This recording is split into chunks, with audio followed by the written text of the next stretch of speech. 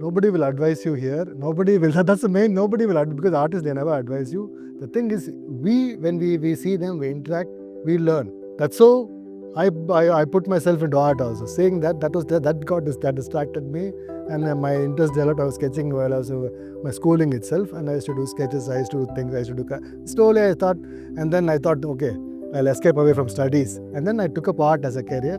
So I did my UG, and during that time I actually tried for College of Arts here. I did not get a seat here. The age factor was there, and then I got a seat in Karnataka.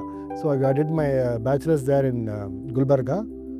College of Art, and then I did my master's here at Chennai College of Arts. Actually, initially, so during a study period, we are always in our studies. So during that time, we are concentrated more on portrait and landscape. The day to day, we keep doing that. And actually, that was a main inspiration for me. And I was always fascinated. I had a passion to do landscapes. I used to do a lot of landscapes. So regularly, while I was doing my UG, daily we used to go for a landscape. So regularly we used to do a landscape, pencil drawing, pen drawing, watercolor. So these landscapes actually was a big inspiration for our composition, which we created later to form our individuality. So I used to started producing a kind of a solitude figure, and then the background. I was always fascinated by elevations of a landscape, the perspectives, dimensions, created dimensions. So those things all reflected in the composition. But later, when you go about with the work of art, things change. The ideas change. Even though you plan something, unplanned things happen a lot. So and then it keeps going on. So and then you work on with bring about new elements. All these things keep happening. That's how the work process goes on. When I was in study period, I used to interact with Douglas and a lot of artists here. Other artists used to come here because we had our guest houses here. So regularly we used to have artists from all over India, abroad also.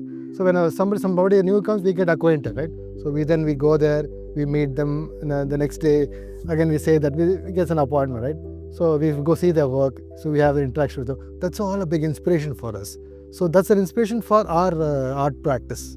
Those things have happened a lot in Cholamandal. I was also teaching for a sort of period. I was also a teacher. I was in college. I was a professor there because we don't sell paintings a lot. So simultaneously I had a job there, but now I left. I'm freelance totally.